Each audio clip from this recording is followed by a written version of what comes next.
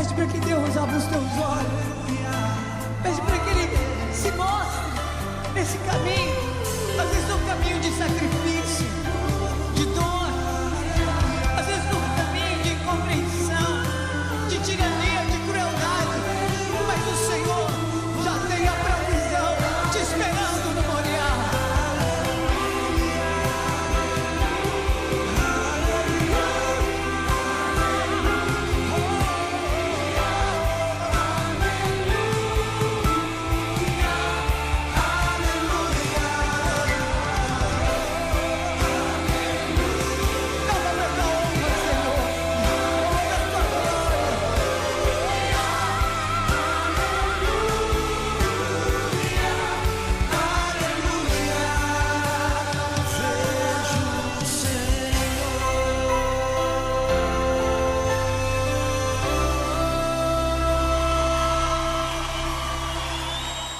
Tenho a honra de receber convidados muito especiais para um assunto que a gente considera muito delicado. Porque muitas vezes você para pensar por que o aumento da violência no país tem realmente sido tão alarmante a cada ano. Nós temos visto cada vez mais números que comprovam isso em nível internacional, né? Então nós estamos alcançando números muito importantes num ranking que, na verdade, nós gostaríamos muito de nem participar dele. Nós estamos com 17 cidades entre as 50 mais violentas do mundo, 17 cidades brasileiras. E eu estou recebendo aqui, como eu falei para você, convidados muito especiais. Estou recebendo hoje o Sidney Soares, que é sociólogo, e está aqui com a gente hoje. Coronel Roberto também, que é especialista em segurança, está de volta. E também o Luiz Antônio, que é psicólogo. E eu queria dar um rumo diferente para essa história, por isso que eles estão aqui hoje. Porque nós sabemos que a mudança nesse quadro depende de políticas mais efetivas para que realmente isso aconteça. Isso não é da nossa alçada, não é coisa que nós possamos apenas discutir, porque por mais ideias que nós tenhamos para reverter esse número, nós não temos poder para isso. Mas nós precisamos aprender a lidar com isso de uma maneira saudável, para que nós não percamos os nossos dias e muitas coisas que nós precisamos fazer, porque senão você acaba enlouquecendo, de medo, como o chefe Raimundo falava para a gente, você fica com medo de sair de casa, você fica se preocupando excessivamente com tudo. Então, por conta disso, é que nós temos especialistas para falar sobre isso.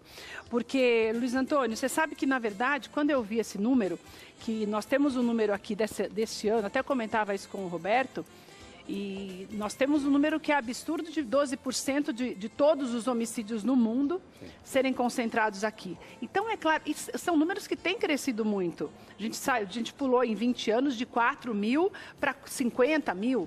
Sim. E isso, no nosso dia a dia, ele acaba afetando demais o nosso comportamento diante das pessoas, a desconfiança, o medo de sair de casa. Você tem percebido isso também, até em atendimentos? Sim.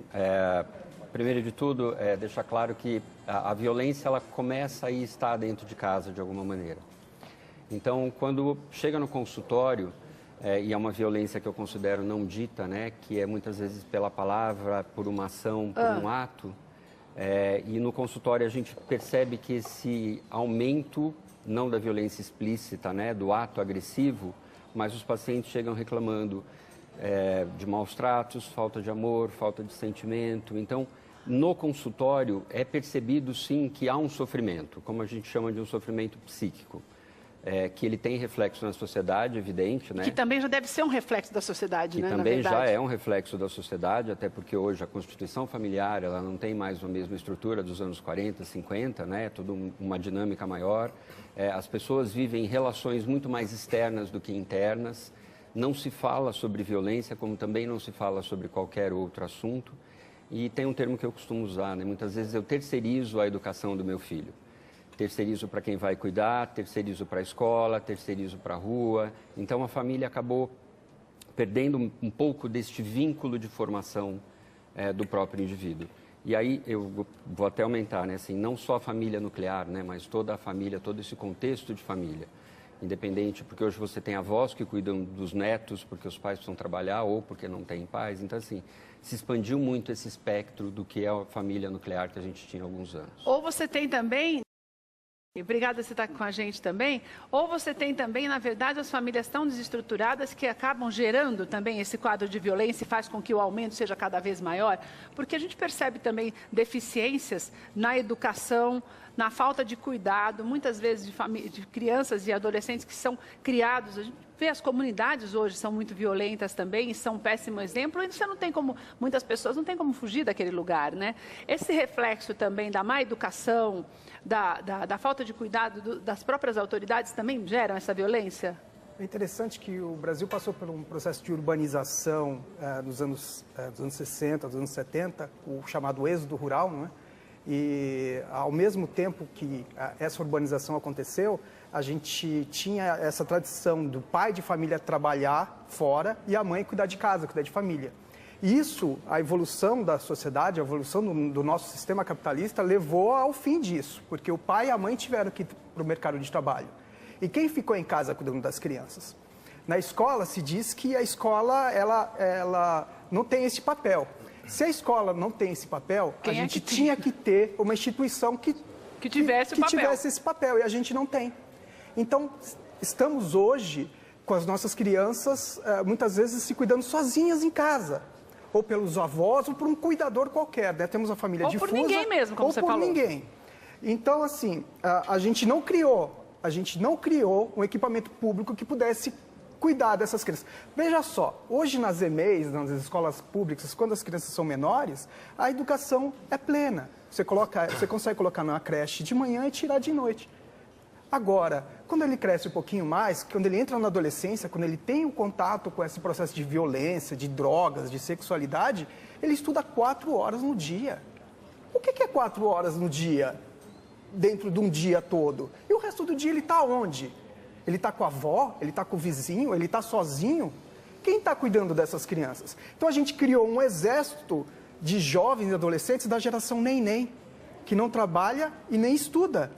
E mais que isso, eles... Que ainda, só te interrompendo, que ainda é violenta com professores também, porque nós estamos liderando o ranking de violência e de agressões contra professores. Exatamente, infelizmente, exatamente por isso, porque a gente criou um adolescente amoral.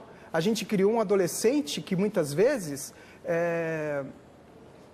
tem a honra dele na cultura prisional, na cultura do crime. É bonito fazer parte da cultura do crime. Eu consigo ter mais garotas, eu tenho mais valor se eu for o cara que conhece a cultura prisional, que fala na gíria, que cometeu algum crime.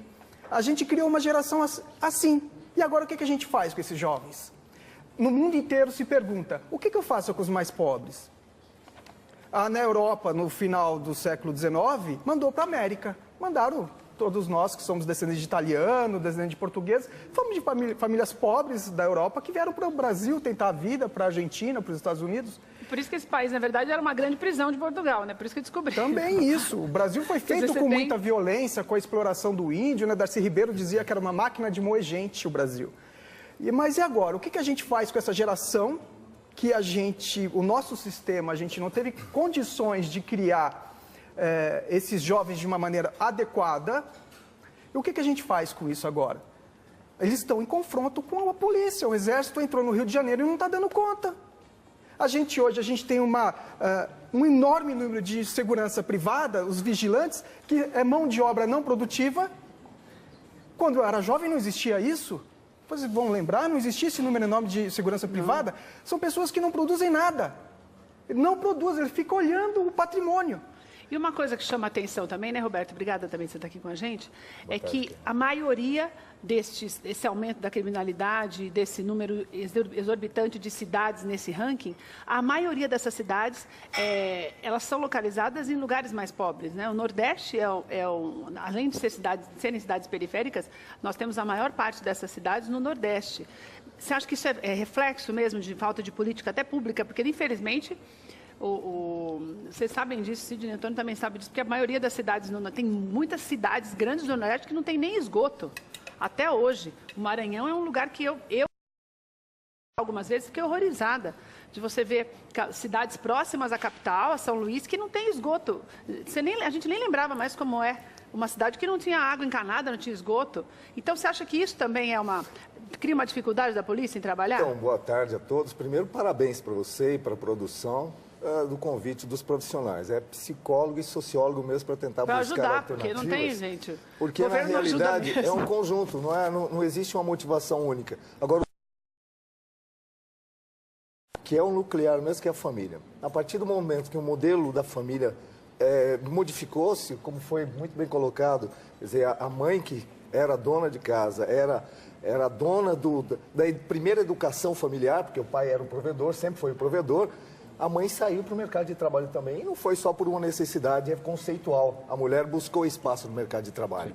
Mas houve uma mudança desse comportamento, e a família ela ficou modificada, se não desestruturada, modificada. Tanto que hoje é muito comum filhos de pais separados, os filhos acompanharem a separação dos pais, mesmo convivendo, a briga que os pais resguardavam-se de uma forma muito inteligente dos filhos, hoje é escancarado. Os filhos acompanham quando não participam, porque a violência familiar é muito maior que a violência na rua. Os crimes, os acidentes acontecem mais dentro de casa. Se tem um lugar que é perigoso hoje, é dentro de casa. Que foi acontece. O que o Luiz Antônio falou. E aí tem Mas daí conceito. isso se reflete para... Aí que vem o problema. Quando você pega cidades com IDHs elevados, qualidade de vida, emprego, educação, o índice de criminalidade é baixíssimo. Mais ou menos, né? Porque a gente tinha o Rio Grande do Sul como não Rio Grande do Sul, não. Cidades, geral, você pega cidades, Santa Catarina, os centros urbanos, eles são complicados, porque não há uma organização social. Você vai jogando gente. O êxodo rural, há 50 anos, nós tínhamos uma concentração nos grandes centros de 17%, 18%. Hoje é de 80%, passando de 80%. É uma desorganização social. Não tem espaço para todo mundo, não tem organização e não tem planejamento. Nós não fomos organizados socialmente. Agora, mesmo hoje, o processo de educação, o processo de resgate da família são as únicas possibilidades que você tem para refrear esse processo de limites, porque a criança hoje ela não tem a primeira educação, que é básica, e a escola não, o que a escola vai fazer? Mas daí a gente já está pensando, né, Luiz Antônio, nesse caso, no que pode ser feito para, a médio e longo prazo, esse quadro ser revertido, né? Que é você tentar dar uma base melhor, tanto escolar quanto familiar. Eu acho importante ressaltar uma coisa, assim, a violência não está restrita à classe menos favorecida. Né? Ela talvez apareça mais e tenha maior divulgação. Ela aparece mais nas cidades, na verdade, de um modo geral, mas eu acho que essa violência do homicídio, do número de assassinatos e tal. Mas a violência, principalmente a familiar, ela não está restrita à classe pobre ou menos favorecida. Ela também acontece em todos os níveis. Então, só que eu não divulgo, eu não comento, eu não falo. Então, mas a gente tem visto tantos adolescentes de classe média alta envolvidos com a criminalidade, né? Que é o que mais tem aparecido. É o outro lado da família. A família se torna permissiva, alguém vai dar o freio, e esse freio provavelmente vai acontecer no sistema criminal, alguém freia, porque eu me tornei tão permissivo para a criação do meu filho que eu acabo não dizendo o que pode e o que não pode. Hoje ele chora e ele ganha um iPhone com 4 anos. Não tem estabelecimento de não limites. Tem limites. Não tem limites. O não é uma palavra proibida de se dizer. Não estou aqui dizendo da família lá, que colocava no milho, né, o modelo que a gente tinha lá atrás. Mas se perdeu o limite da educação. Então, a educação do que pode, o que não pode, o respeito pelo outro, tudo se pode. Né? Você comentou da violência com professores. Eu também sou professor e eu vejo isso. O aluno confronta quando você diz, você não foi bem. Como... Respeitar já não respeita mesmo, então, né? E o porque não existe o respeito físico... dentro da casa. Qual é a referência que ele tem de respeito? De respeito, se ele não tem para o pai, isso. ele vai ter professor de que forma? Porque tudo que é uma questão, que sempre foi uma questão que a família resolveu, os grandes problemas de qualquer geração a família resolvia.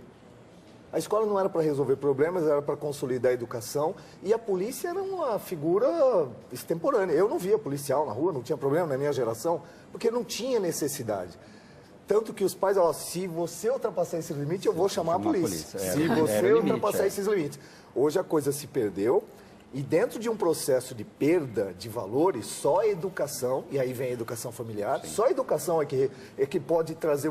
Porque senão nós vamos trabalhar com consequência. Em cima de números estatísticos de violência, a agressividade é do ser humano. Se você não tem contenção, não tem limites, a família não impõe limites, a sociedade não impõe limites, deixa tudo para a polícia resolver. Nós não vamos ter essa transição, nesse espaço tem muita coisa para se fazer. E aí vem a delinquência. Nós somos delinquentes naturalmente, porque você não tem restrição, tudo pode. Hoje tudo pode. Pode beber e dirigir, pode fazer, pode matar, pode bater, pode arranhar. Aí o que acontece? Você cria uma série de leis para gerirem a relação social, sendo que a relação base de tudo está largada. Eu acrescento um dado importante nisso tudo, que é a questão da coisificação da pessoa.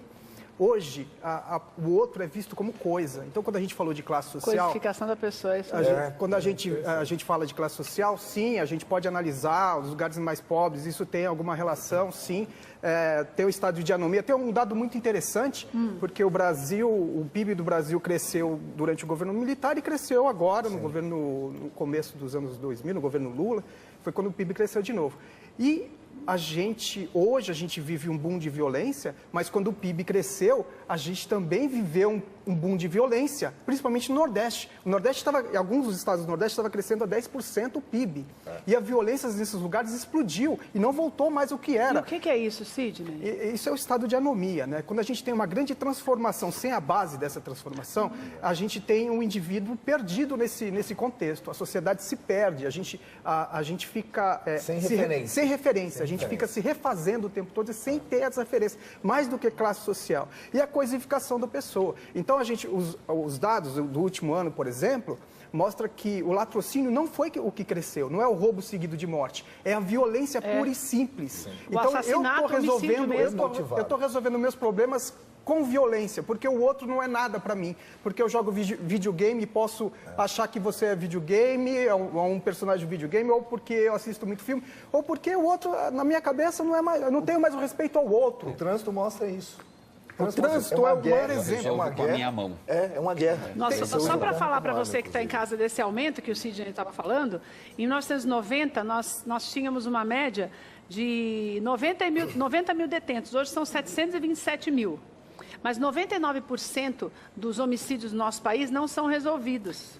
Isso é algo muito importante também, porque é um negócio que cresceu de maneira tão absurda, como o Sidney estava explicando para a gente, que você perde a mão. Eu estou tentando achar aqui também o número de homicídios que a gente tem aqui, a mudança. 1980 de 6.140, ou melhor, 6.104. E hoje não, 4 anos atrás, que essa pesquisa que a gente tem, ele chegou a 60 mil. Quer dizer, é o que você falou, que é uma coisa que vai mudando. Você não tem nem explicação para isso, né? Veja, vamos sair da motivação. O que teria motivado nós perdemos essa referência ou não temos referência. Vamos partir para a realidade de hoje. Grande parte das mortes, dos homicídios que nós temos aí, acontece entre confrontos de gangues, que é uma realidade dos últimos 20 anos. As gangues de bairro sempre existiram. Eu defendo o meu território. Isso é natural do ser humano, defende território. Mas as gangues, elas começaram a criar um aspecto. Hoje você tem 85 facções criminosas no Brasil. 85 reconhecidas. Claro que tem as gigantes e tem as menos impactantes. 85 registradas. 85 registradas. E aí, vem o aspecto da violência. A droga, que é o grande viés, é o grande algoz, e nós já falamos que a droga é o grande algoz da sociedade há mais de 30 anos, e ele vai continuar proliferando. E junto com a droga tem muita gente ganhando dinheiro com ela, né? É uma forma de você cooptar pessoas que estão desamparadas e sem horizonte. Se ela não tem essência, se ela não tem valor, qualquer caminho está certo. Aí eu vou, necessidade fisiológica básica, eu quero me alimentar, eu quero ter roupa, eu quero ter isso. Se eu não consigo por emprego, eu vou buscar pela forma mais fácil. Aí vem o que oferece. É um círculo vicioso. E é um círculo não, Antônio? Que se você não buscar a família e não buscar uma ressocialização, o vizinho conhecer o vizinho se relacionar com o vizinho de novo, as famílias começarem a se relacionar, nós só vamos aumentar os números. E aí você perguntou como é que eu preparo essa família. Em educação a gente diz que estamos criando pequenos tiranos. Hoje a garotada sabe muito bem manipular. E ela fala, se você me agredir, eu vou chamar a polícia porque a lei me protege. Conselho tutelar. Isso você está falando isso nas aulas, na sala de aula? Não, em casa. Gente, a criança se sente no dever. Se o pai pede para ver o celular, ele fala, quem é você para pegar meu celular? E confronta. Né? Então, perdeu-se o limite, a regra, né, como a gente diz, de quem manda e quem comanda. Né? Porque, primeiro, esses pequenos tiranos sabem manipular e manipulam muito bem. Tudo é muito fácil, inclusive a busca da droga, futuramente, né? Porque eu quero ser saciado, é o hedonismo, eu tenho que ter o prazer constante. Então, é um repensar aí nas políticas públicas como um todo. Primeiro, a gente tem programa para tratar a criança, a gente tem programa para tratar o professor, mas a gente não tem programa para pais. Para tratar quem está precisando, que é o que trata o resto. Como terapeuta de casal e de família, quando você fala em terapia de família, eles olham assim, não, mas o problema não é comigo, o problema é com ele, que está usando droga, que passou por isso. Mas espera, e cadê o conjunto? Cadê o modelo psicossocial de convivência? Então, é resgatar papéis. Eu tenho inversão de papéis. Eu tenho filhos que mandam em pais. O Sidney, você sabe que, não sei se você também concorda comigo, mas eu sempre... Eu era adolescente ainda, mas eu sempre gostei muito do Betinho. E eu achava que o Betinho era um visionário, porque as questões do Betinho, principalmente pouco antes dele morrer, no começo da década de 90, ele falava muito da necessidade, porque quando ele começou a fazer aquelas campanhas contra a fome, não sei se você se lembra que muitas pessoas olhavam atravessado naquela história, como se você não tivesse a obrigação de olhar o próximo daquela maneira. E ele sempre pregava isso, de que a solidariedade é que nos faria sermos melhores. E o que eu percebo hoje é que as pessoas são muito egoístas, as crianças mesmo, elas crescem com essa concepção de egoísmo. A partir do momento que você não consegue ver o outro, tampouco o problema dele é que você nunca vai ver mesmo. Então você centraliza em você e cresce nesse afã. Por exemplo, um grande exemplo disso é o que nós vimos lá no Rio, naquela ação da polícia, que eu achei que foi super pontual, naquela festa no pagode lá, do pessoal da milícia. Quantas famílias ali que realmente estavam buscando os filhos e que são filhos que comprovadamente trabalham e tal. Mas aí entra aquela história de você me fala com quem você anda que eu vou te dizer quem você é. Então, entrou-se num processo de egoísmo tão grande que a pessoa ela esquece de enxergar que aquilo ali é ruim para os outros. Ah, porque o cara é legal, é gente boa, ele está fazendo uma festa, não interessa se o cara está matando. Então, isso é uma coisa que me dá a impressão de que é o que mais tem crescido e que, na verdade, é esse egoísmo que gera toda essa violência. Sim, a gente vive um capitalismo selvagem, um capitalismo de periferia do sistema. Né? Nós optamos, fizemos algumas opções. Veja só que interessante, né? Depois da Segunda Guerra Mundial, a Europa estava destruída. E a Europa conseguiu se refazer, países como gente, é um absurdo, os países nórdicos, a Holanda. A própria Alemanha, com a vergonha toda que passou. A Alemanha, um dos espelhos da nossa sociedade é o sistema prisional. Nós hoje temos o terceiro país que mais prende no mundo. E temos uma sociedade segura? O Exército foi para o Rio de Janeiro, conseguiu acabar com a violência? Então, quer dizer, a gente tem alguns princípios que a gente está esquecendo, algumas políticas públicas que a gente está deixando de lado, achando que a gente pode deixar de lado. E falando sobre filosofia e falando sobre a sociologia da religião, já que a gente está num canal gospel, eu queria lembrar para vocês de Jesus. A gente está aqui numa sociedade ocidental, num Brasil, muito influenciado pela filosofia do cristianismo. E Jesus deixou uma lei... a mais revolucionária lei de Jesus, a lei do amor, do compartilhamento, da compaixão. E que hipocrisia que a gente vive. Todo mundo se diz cristão e a gente vive na lei do olho por olho.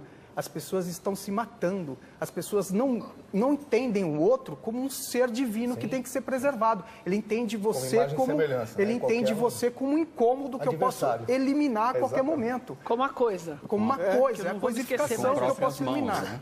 Então a gente vive nessa crise toda e não existe uma pregação moral que possa resolver isso. A gente resolve isso com políticas públicas. É verdade. A gente resolve isso com ações concretas, porque os outros países resolveram. E nosso país era para ser o melhor de todos, porque a gente não tem guetos, a gente se mistura, a gente se dá entre brancos e negros, apesar de um racismo sim implícito, nossas famílias... Mas nem se compara com o que a gente vê no restante do mundo. Pois é. Então, nos Estados Unidos os negros vivem em guetos, os chineses não se misturam, a gente se mistura, a gente tem essa coisa boa dos brasileiros. A gente tem tudo para dar certo, né? Então, verdade.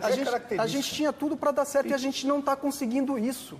Não é? Isso é um desespero. Agora que a gente está com essa coisa de prender os políticos corruptos, a gente podia passar na sociedade brasileira limpo nisso também. É verdade, de um modo geral, né? Porque não é só a política que está mal. É só um espelho. Agora, eu não sei se vocês me corrijam se eu estiver errada, mas a impressão que eu tenho, Luiz Antônio, é que tudo depende da base familiar. parece, não, mas é muito pesado você falar isso, mas não é, porque se você tem, como o Sidney falou, por que aqueles lugares foram reconstruídos? Porque as pessoas tinham essa coisa da solidariedade, muito sabendo que todo mundo precisava da mesma coisa, que era recomeçar, e porque você tem uma base que faz isso, né? Sim. O que a gente vê é que desde pequeno, não só essa história da criança mandar nos pais, mas dos pais também acharem que não tem muita obrigação. Você joga lá no berçário e ali a criança vai ficando e a responsabilidade é muitas vezes dos professores de tudo. Você acha que falta um pouco disso também? Falta pais educados, começam por aí. Pais educados, não tinha achado esse termo. Eu, como trabalho com pessoas com deficiência, eu trabalho com a questão da exclusão e do preconceito. E quem gera preconceito é adulto e não criança, né?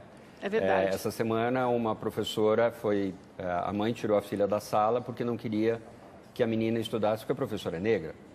Então, a criança ama a professora. A criança nem sabe, ela não vê sabe cor. o que é isso. Então, reeducar esse adulto, esse mesmo adulto que coloca num colégio particular e paga e para em filha dupla para pegar o filho. Que exemplo que eu estou dando para o meu filho? Né? Você tem que sair na frente, tem que ser teu, não pode ser dele, você tem que ser melhor. Então, viramos adultos perversos, adultos egoístas. Então, passa por um repensar o que eu estou funcionando hoje, né? Essa questão da posse, eu tenho, o meu celular tem que ser melhor que o seu, e a criança ela vê isso, é modelo, é espelho. Então, se meu pai para na fila dupla e diz, tudo bem, eu dou uma caixinha para o guarda, por que eu não posso fazer isso? Não tem diferença nenhuma eu roubar milhões de uma empresa pública e roubar uma caneta. E o que eu percebo também, Sidney, até estava conversando com o Chefe Raimundo sobre isso, que antes de começar o programa, que hoje você não pode nem pensar, as pessoas, por exemplo, na década de 60, quando houve todos os movimentos pela democracia e tudo, com tanta perseguição, os jovens, eles tinham um objetivo. Não interessa se eles eram exagerados na maneira como se expressavam, mas tinham objetivo. As pessoas elas se uniam porque elas sabiam exatamente aquilo que elas achavam, consideravam necessário para uma vida melhor e aquilo que elas achavam que era ruim. O que eu percebo hoje é que as pessoas não sabem mais. Você sabe, eu queria que fosse melhor, eu queria ganhar mais, eu queria uma casa melhor, ou um carro melhor, porque o fulano tem um carro bom, mas você não tem objetivos. A maior prova disso são as manifestações que nós vimos. Temos visto ao longo dos últimos 3, 4 anos, quando tudo isso começou. As pessoas, se você para perguntar, mesmo quando você vê as entrevistas mesmo das televisões, a pessoa não sabe direito o que ela está ali. Não sabe que tem que mudar, mas não sabe o quê. Então, eu acredito que isso se reflete no voto, que se reflete em quem você elege, que também não sabe o que está fazendo ali. Então, na verdade, você cria um círculo que você vai... Só que você vai andando para trás, né? É como se você tivesse... ao invés de você inventar uma roda melhor, você estivesse reinventando até ela se tornar quadrada de novo. Essa é a impressão. Eu lembro quando, nos anos 80, o governo Brizola criou os escolões, os CIEPs, e depois fecharam, né? E era igual aquele SIAC lá. Igual os céus, né? Então, eu vejo hoje, a gente vive com essa geração que era para ter sido criada, educada no CIEPS e não foi. Então, quando a gente vê esse tipo de coisa, a gente está vendo o resultado desse investimento de educação que deixaram de fazer. Exatamente, é o processo. E o que muitos dos jovens querem hoje? Qual que é essa perspectiva de futuro que você... Eu quero ter um corpo bonito. Eu quero ter um iPhone. Eu trabalhei com jovens em liberdade assistida e, às vezes, a gente arrumava um serviço de meio período para ganhar um salário. Ele ganhava, o que ele ganhava no mês, ele ganhava em um dia no tráfico de drogas. Se dá mais lucro vender drogas, como que eu vou falar para ele que é mais legal fazer outra coisa? Se a nossa sociedade só dá valor ao lucro. Não faz sentido. Mas essa é a grande transformação dos últimos 40 anos, com certeza. Nós saímos de uma sociedade do ser. Você ser era, eu quero ser tal coisa, eu quero estudar para ser, eu quero estudar para ser, eu quero conquistar para ser. Né? Para o ter. E o ter é o capitalismo. Com quanto você se satisfaz? Quanto mais você tem, mais você quer. E o ser te dava o conhecimento, o saber. Quanto mais eu... Tanto eu fiz várias faculdades, eu estudo, até hoje eu estudo, porque a minha essência, ela se consolida pelo ser. Quem acaba tendo. Quem tem, nunca, eventualmente não vai ser. Por isso nós temos pessoas que têm e não são. Elas não têm estrutura. Tem dinheiro e não tem estrutura. Por isso elas buscam desse caminho. Aí vem a questão. Não é quem tem dinheiro e quem não tem dinheiro. O problema não é econômico. Porque a essência o valor da essência o dinheiro não compra. Mas tem uma coisa também que, falando desse negócio da educação, que na verdade existe uma uma deseducação, por exemplo, porque hoje você não precisa estudar muito para passar de ano, você não precisa estudar muito para entrar numa faculdade, você não precisa estudar muito para nada. Não é, Sidney? Não é, Antônio? Não é, Roberto? Isso não é educação. Não é verdade? Só até... Você acha que eu estou exagerando? Não, mas assim, só buscando essa coisa do ter, né?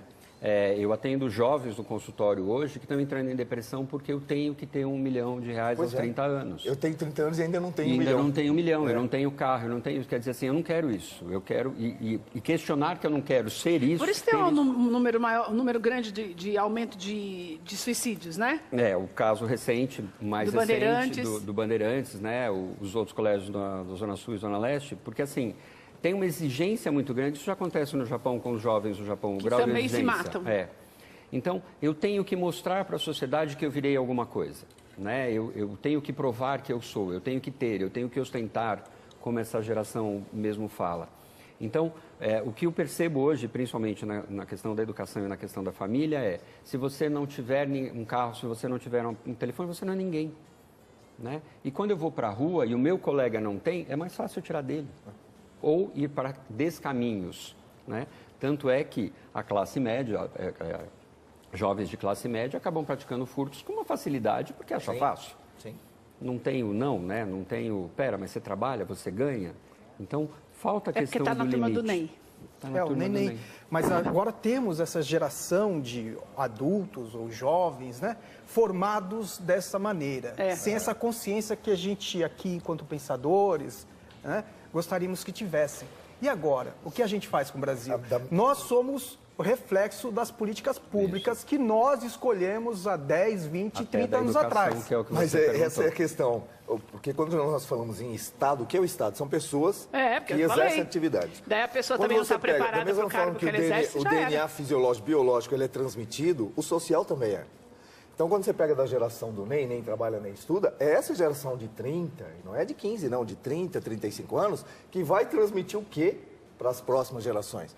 Porque eles estão em casa, os avós estão cuidando, os pais estão cuidando, ele não vai sair de casa, ele nem quer casar mais, ele vai estar sobre o que o aposentado, que era a pessoa que deveria, ao final de um período de vida, ser acompanhado pelos filhos, pelos netos, hoje ele sustenta os filhos e os netos. Então, se nós não revertermos o processo, e aí você só reverte o processo social com educação. Não tem outro. Não é medida, não tem outra medida. Saneamento básico é fundamental, emprego é fundamental. Mas se a educação, eu entender por que a educação é fundamental, porque ela estabelece os limites, o conhecimento, o que eu posso, o que eu não posso, o que eu devo, o que eu não devo. E a nossa geração é permissiva. A geração de hoje é permissiva, tudo pode, tudo pode, tudo pode. Ô Sidney, a gente tem a cidade de Natal como a quarta mais violenta do mundo. E a gente tem um número de habitantes pequeno ali, se comparado com São Paulo, com as demais. Num lugar como esse, que nós não podemos dizer que é o estado mais pobre do país, o Rio Grande do Norte, não é isso. Mas até foi constatado nessa pesquisa que, na verdade, isso acontece em razão a muitas facções que estão se proliferando ali. Em nível social, existe uma maneira de reverter isso? Bom, assim, a médio prazo? Porque quando a gente fala de educação, eu sempre acho que demora mais. Sim. O que aconteceu é que, primeiro no Rio de Janeiro, com o Comando Vermelho, né, que influenciou e deu a filosofia para essas ideias. Educou. Mas a gente não pode mais nem falar em facções. Não. Hoje a gente tem que falar em máfia. Hoje o Estado brasileiro está correndo risco. A gente tem máfias que estão tomando conta do Estado, passo a passo. Depois dos ataques à sociedade de 2006, a tal da facção paulista se organizou e ramificou no Brasil todo. E ela está se qualificando.